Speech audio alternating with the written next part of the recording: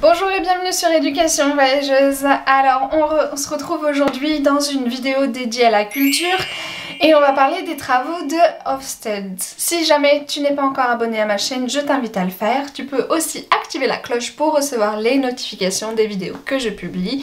Tu peux aussi me suivre ou me contacter sur Instagram. Sache aussi que j'ai un site internet. Tu y retrouveras des articles, des témoignages de profs dans le monde et des ressources qui peuvent t'intéresser. Alors, on est dans la playlist dédiée à l'interculturel en classe de langue étrangère et ici c'est la troisième vidéo qui sera donc dédiée à Geert Hofstede. Geert Hofstede, on peut le qualifier de psychologue social néerlandais.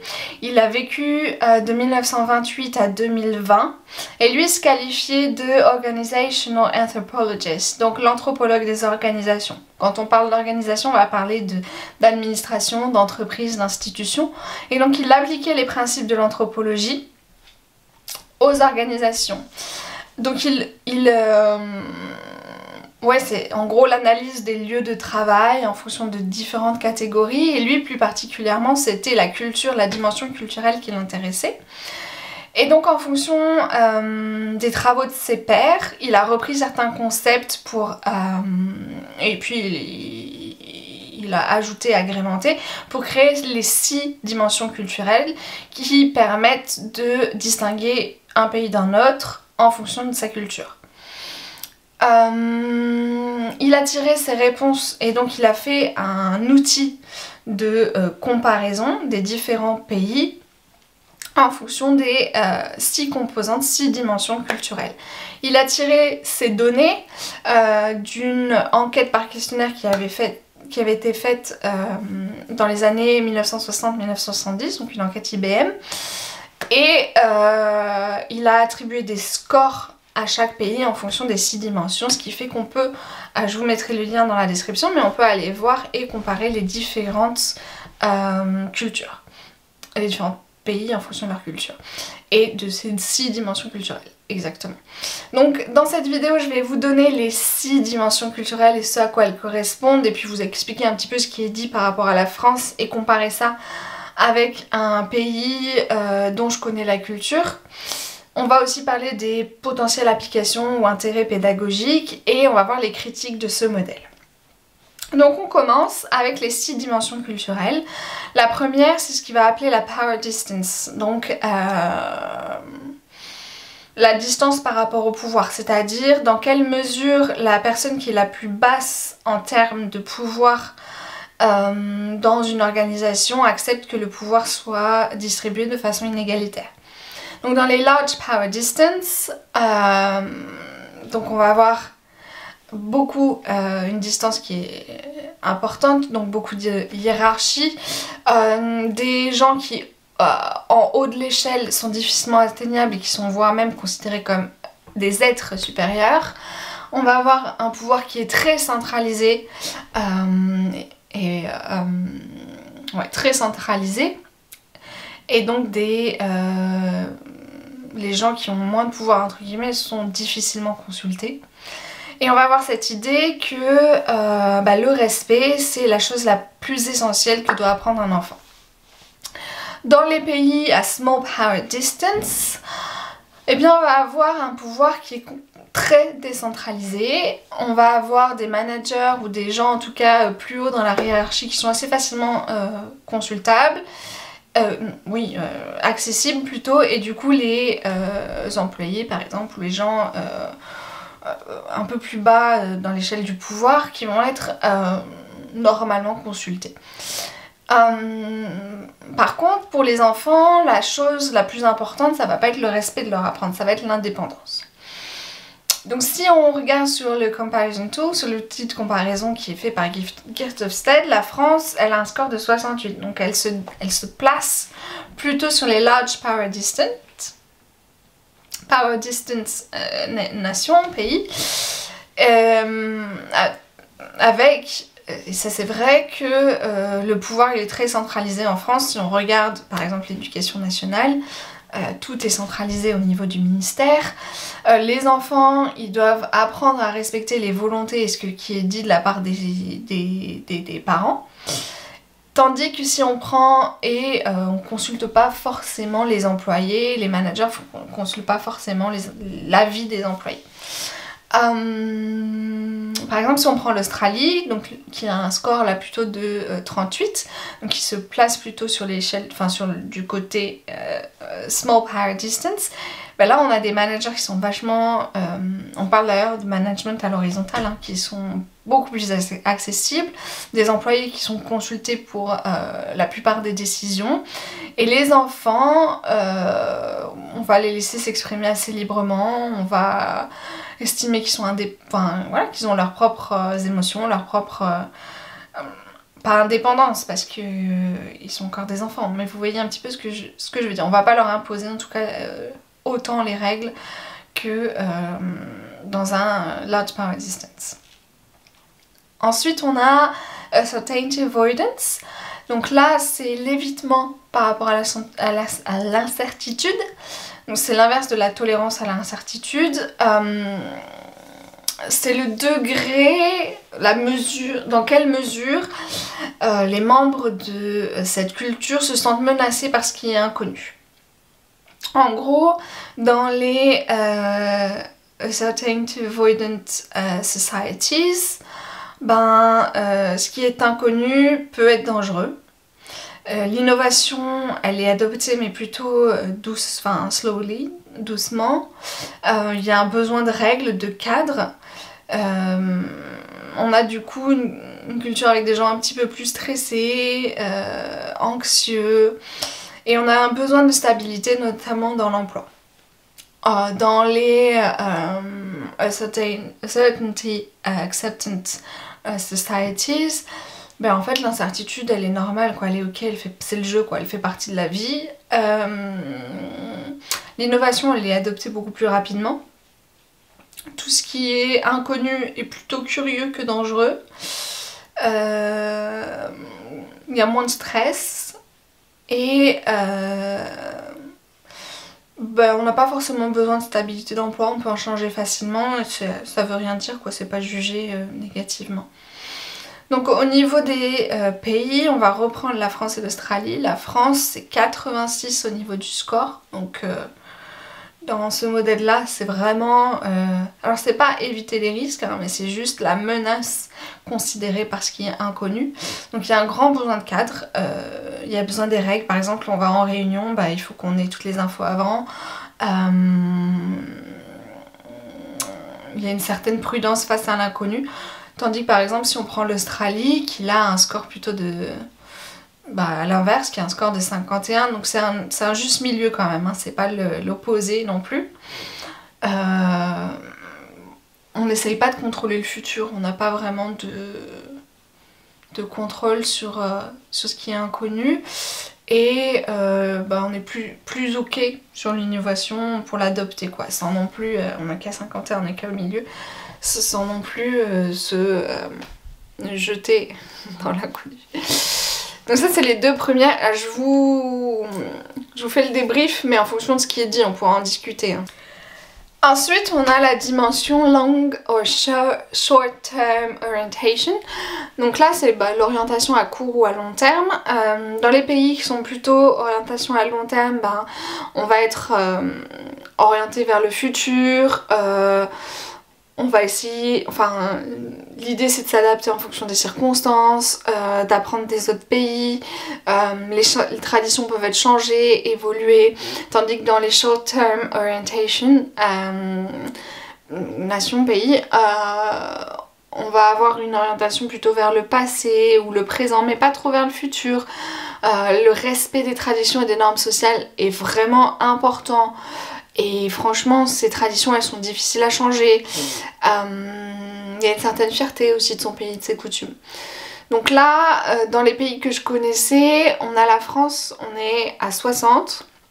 Donc on est quand même dans un juste milieu, mais on est un petit peu plus tourné vers le futur. On peut changer les traditions, donc c'est possible. Avec une certaine orientation vers le futur. Après tout est discutable, hein. Moi je me fais pas défendeur de ce qui est dit mais en tout cas je vous dis ce qu'a mis comme résultat Geert Hofstede de ses questionnaires dans son modèle Comparison Tool.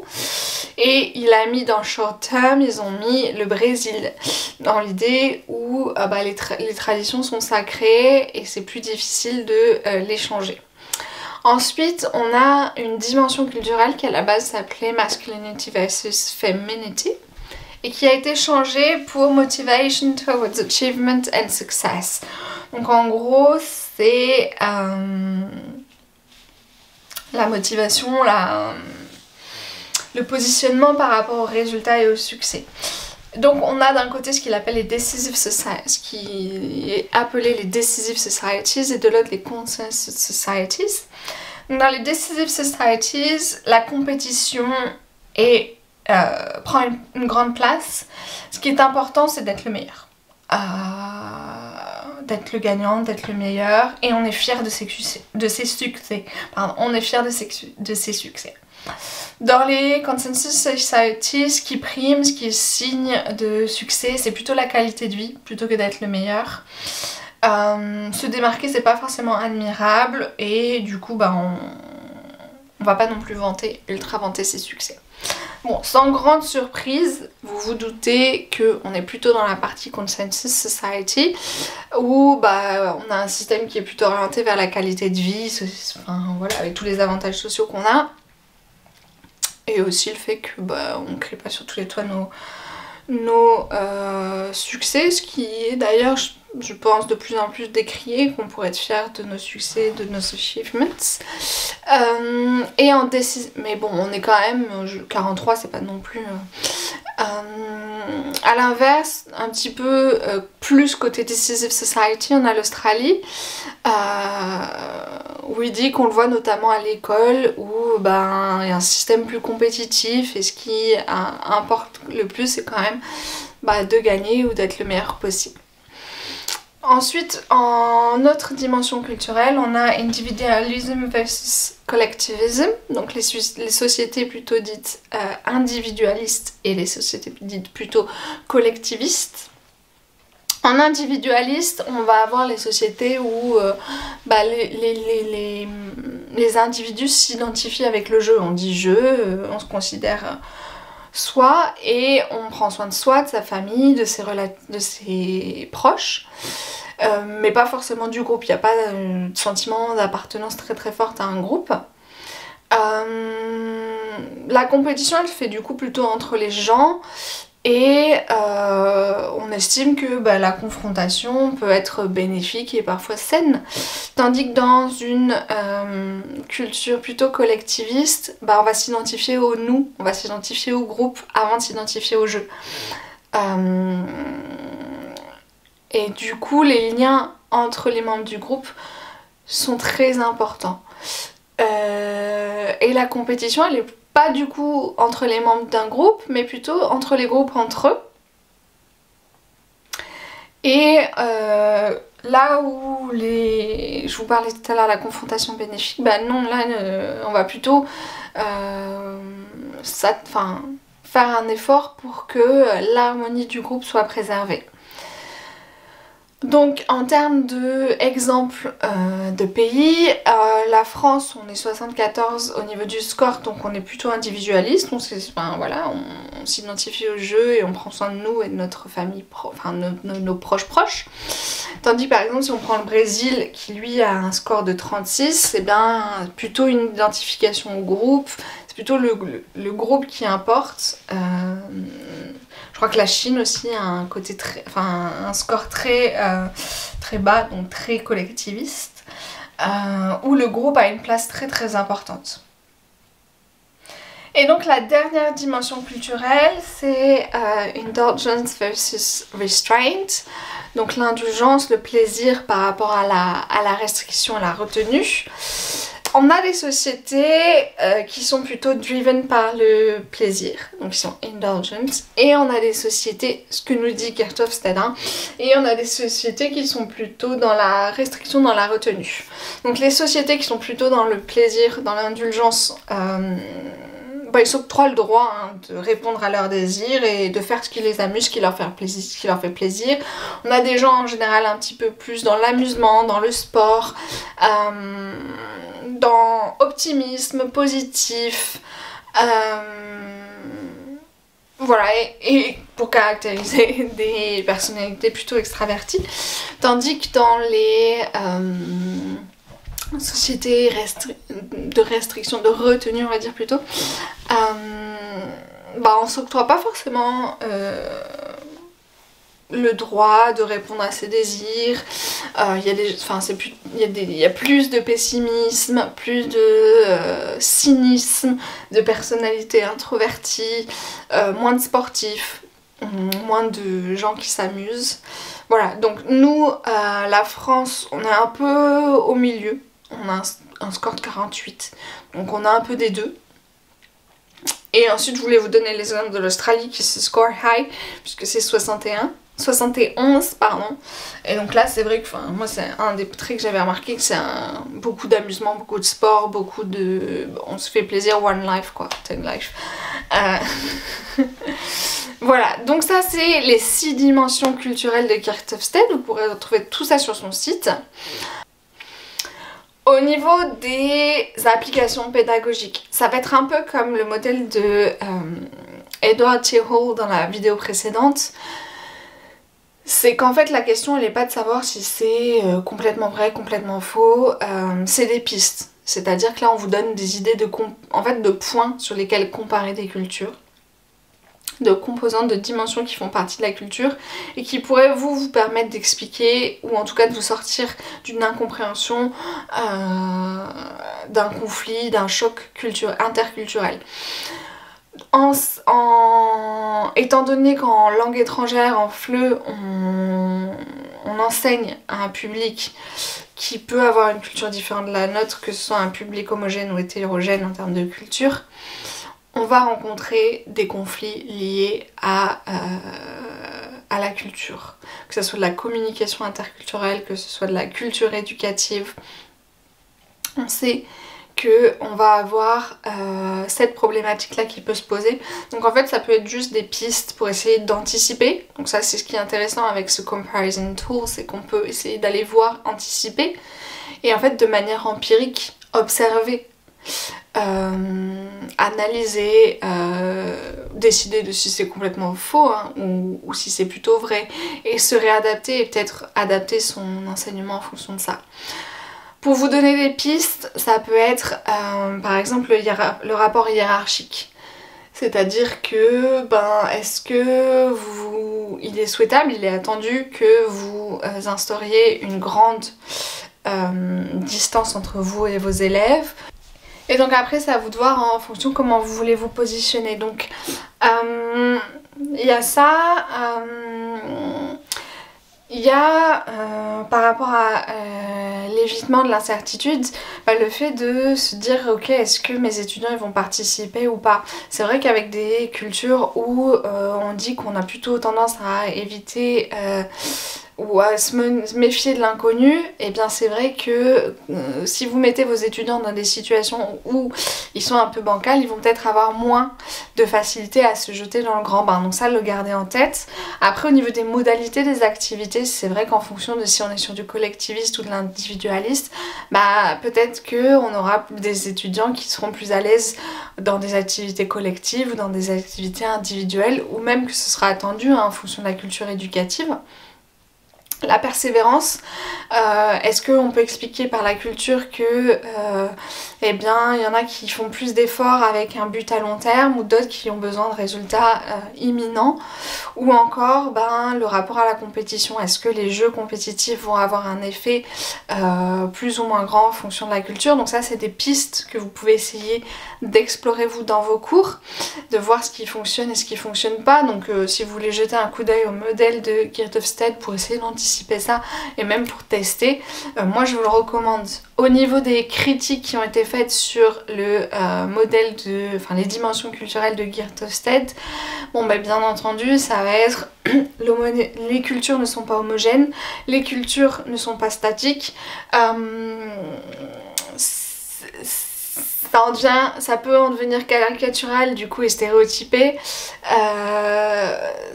Du coup ça peut être contre-productif hein, si on se dit les Français sont comme ça, alors qu'en fait la culture c'est quand même quelque chose de beaucoup plus complexe. Il y a une culture nationale, mais parmi la culture nationale il y a beaucoup d'autres sous-cultures. Donc c'est difficile de faire des généralités, le garder en tête. Et il y a bien sûr un biais ethnocentrique toujours dans beaucoup de travaux sur la culture. Il y a un biais parce que la personne qui analyse, qui fait, appartient à une culture. Donc c'est difficile de se décentrer à ce point-là. Donc voilà pour ce qui est des travaux de Geert Hofstede, ce qu'il était, les dimensions culturelles qu'il a mis en place, l'outil de comparaison que vous pouvez aller voir, quelques pistes pour l'enseignement et les critiques. N'hésitez pas à laisser un commentaire sur ce que vous avez retenu, ce que vous essayez de mettre en place. Moi je serais ravie de vous lire et je vous dis merci et à bientôt.